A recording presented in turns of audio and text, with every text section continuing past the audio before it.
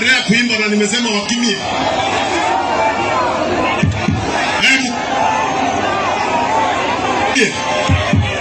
Wewe ambia hao wakimie. Sisi hataki wimbo sasa.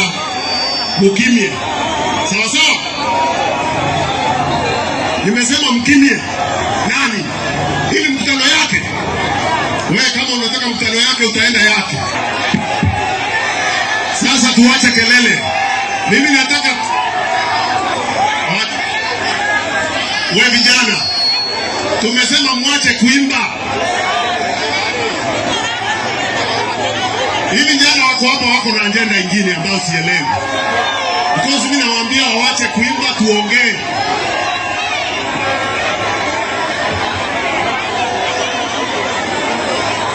Vijana kimieni tuzungumze.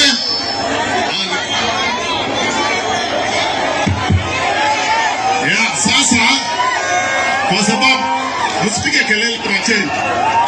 Wewe kimieni.